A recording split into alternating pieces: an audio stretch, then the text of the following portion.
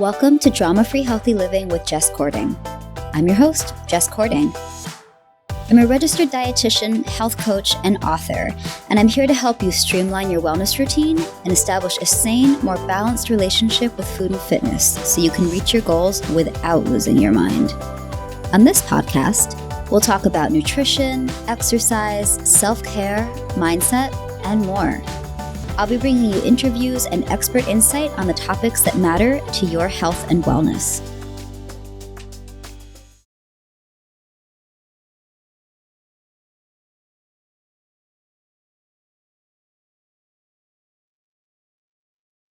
Hi, and welcome back to the Drama-Free Healthy Living podcast with Jess Cording.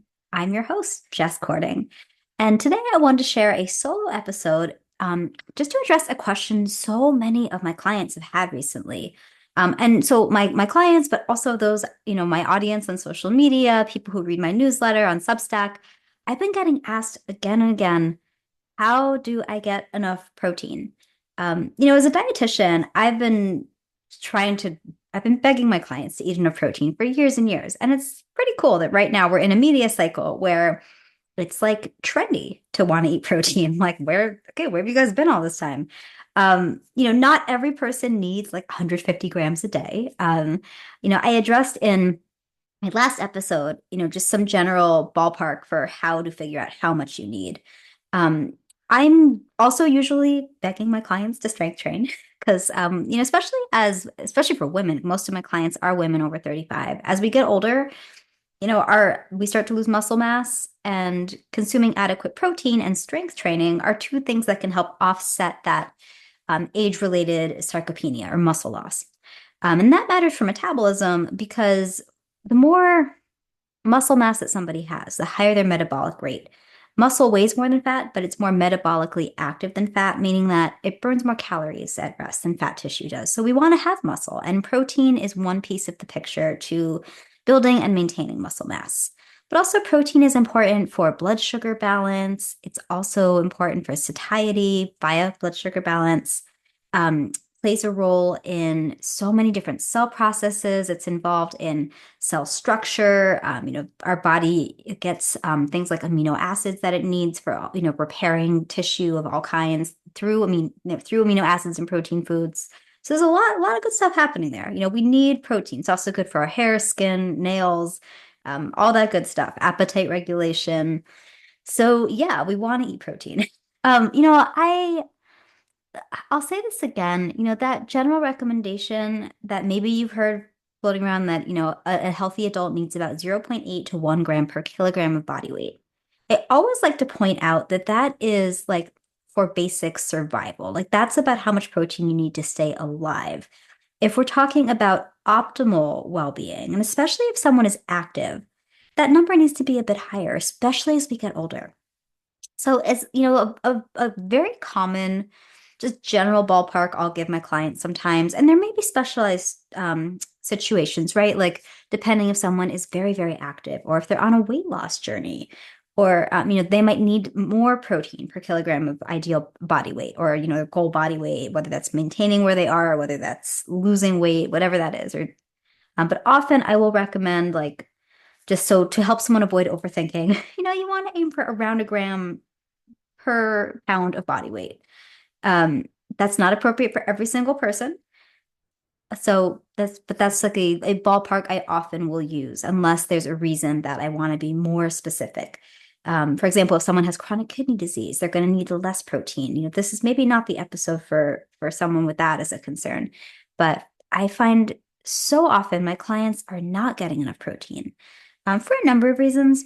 Very often if someone is skipping meals because they're busy or they're not hungry or they are trying to intermittent fast, that can make it really hard to hit your protein targets. So, if somebody, and by the way, like if someone is, like not very active, they may not need quite as much protein. Like if someone's like, I'm not active, but I weigh 150 pounds. Like, do I need 150 grams of protein? That may not be where to start, right? But as a ballpark, I generally will recommend, I've been using the word ballpark a lot today, around like 20 to 30 grams per meal if someone is eating 3 meals per day. Or if someone is only eating 2 meals per day, I find lately I have a lot of clients that when I first meet them, that's like their pattern. Then you want to bump it up a little bit to like, 35 grams per meal and then have a high protein snack somewhere in there.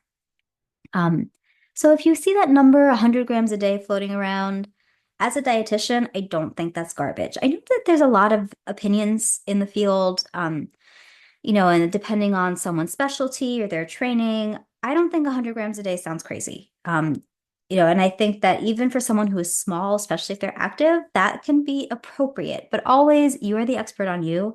I am a registered dietitian, but I am not your registered dietitian, to borrow a line from from my friend and colleague DJ Blattner. So just this podcast is intended for educational and entertainment purposes only, not a replacement for medical advice or one-on-one work with a healthcare provider. But just to give you an idea of where the numbers why I'm kind of recommending some of the numbers I do. And the reason though that protein recommendations are what they are is that it's based on, I mentioned the amino acids earlier. A lot of it is about how our body can get the amino acids it needs to do all the things that are needed. So that's where a lot of those initial recommendations come from. And then when we look at things like promoting like retention of muscle mass and such, it gets more nuanced. So anyway, I've been finding though that my clients need help figuring out how to get in more protein. So I wanted to share just 7 of my favorite easy ways to do that. You can use all of these. You can start with 1 or 2. You figure out what sounds good to you. But I just wanted to share 7 easy ways to add protein to your meals and snacks. So one that my clients have found really approachable is just start by adding some collagen or protein powder to something. So I have a lot of people that I work with for whom coffee is breakfast. I don't agree with this. I don't think coffee should replace breakfast, but if someone's not feeling hungry in the morning or their lifestyle right now makes it really hard for them to sit down and eat a meal, I'm not usually going to start with telling that person, well, no, you must sit down and eat, eggs and toast with cottage cheese and, or make your own breakfast sausage. Like, I'm not going to go down that road. But for someone who's maybe feeling overwhelmed about the idea of getting protein in the morning, that person, I might start with, okay, cool. Let's put a couple scoops of collagen powder in your coffee. Start there. It's going to give you 20 grams of protein. You barely had to do anything. Or there's so many different protein powders out there right now, plant-based and animal-based, that can be a nice addition to coffee or even water or milk of choice. Shake that up. Like, I worked with a lot of clients who just found it easy to just drink a protein beverage on their way to work, whether that's something that a powder they buy, they mix with liquid, or if it's a ready to drink that they purchase. Those things can be very convenient. Or for my oatmeal lovers, collagen powder, protein powder, awesome way to add some easy protein to your morning. But also later in the day, like if you're eating a soup that's, a vegetarian soup or it doesn't have much protein, you could totally add a scoop of collagen powder or unflavored protein powder. I've done that for years and years, especially during busy phases where I was needing to rely on, more like soups and things, or I was just trying to use up a bunch of stuff. You can really do a lot with doctoring up some simple things. Or you can even add stuff like that if you're making like mashed potatoes or like I've totally done this with if I'm making like a dish where there's like different vegetables and a sauce, like you can definitely add that kind of stuff to the sauce. Like get creative as you want to. Um, and of course you can make smoothies. I have one almost every morning, and that's such an easy way to do that. I also love protein powder and chia pudding as well. Another place to look at is high protein dairy or dairy alternatives. So I love, love, love plain Greek yogurt and cottage cheese for this.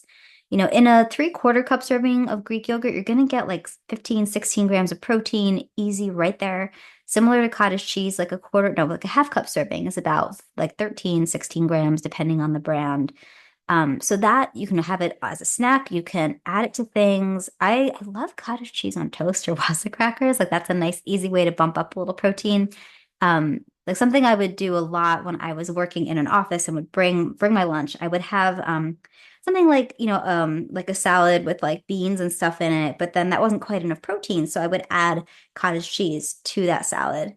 Or if I was doing something, maybe put cottage cheese on toast or crackers or something like that. If I just needed to bump up the protein a bit to get close to that 20 or 30 grams, super convenient because quarter cup of cottage cheese is like 8 grams right there. Super easy. If you don't consume dairy, there are a few high protein plant-based alternatives. So there are a few plant-based Greek yogurts. So those are available. There are, plant-based cheeses. They don't tend to have a lot of protein if you really look at the labels. There may be some exceptions I don't know about. Um, Certain non-dairy milks have protein. So pea protein milk and soy milk, two examples of that. So those are also available. And you can use that stuff either having it as is, you can use it like if we're doing the non-dairy milks, you can use that to cook oats or rice or quinoa. You can use it in smoothies. You can add Greek yogurt. I have a lot of clients actually who really love Greek yogurt and cottage cheese mixed into oatmeal. So it might sound kind of weird, but it's actually really delicious. So you totally can get creative.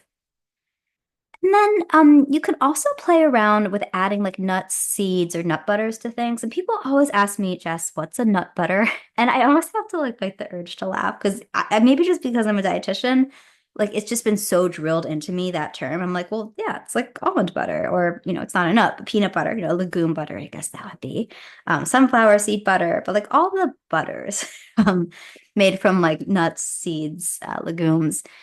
Those can also be a convenient way to add a little protein. You're not going to get a ton. I'm going to be totally honest. Like a serving of almond butter, you're going to get like 7, 8 grams per 2 tablespoon serving. Hemp seeds, you'll get about 10 grams per 3 tablespoon servings. So I wouldn't rely on these foods exclusively to reach your protein needs in a meal, but they're a great way if you're having a few different things that have a little bit of protein, it can add up. So, if someone was eating 2 eggs, that's about 12 grams of protein right there.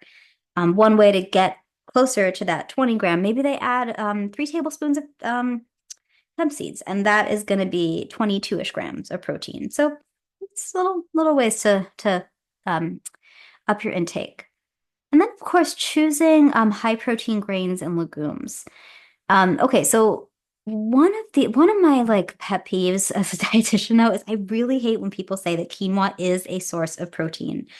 It is not. It is not a good source of protein. It has 5 grams of protein per serving. That's not very much. But the reason I think it gets that label is that there is something called a complete protein. And what that is that our body can make some amino acids, but there are some that it can't make called essential amino acids. So we need to get these from foods. And there are some foods that contain all 9 of these essential amino acids. And then there are some that contain some of them, but not all. Um, for the most part, most animal proteins contain all 9. Collagen powder is an exception. It contains 8. Um, but then a lot of the plant forms of protein might contain, a number of these, but not all 9. There are some exceptions though, like soy and actually quinoa, which is technically a seed. Nutritionally speaking, it's a little more similar to a grain, so more similar to a high protein grain. But you are going to get all 9 essential amino acids in quinoa. So I think that's where it gets that moniker. But it's not a good source of protein, guys. Like, don't if you have protein, if you have quinoa in a salad, you still need some more protein. I'm sorry, I'm just going to say that. Um, but when you are incorporating like the quinoa or like lentils and chickpeas, like those and other beans, like black beans, pinto beans, like all the beans, they do add some protein as well. Like in a half cup serving of chickpeas, you'll get about 6 or 7 grams per serving. So, that's another way to add some. So you can add these things to salads, soups, grain bowls, just to up your protein a little bit. Something else you can do with these different grains and legumes, you could cook them in bone broth.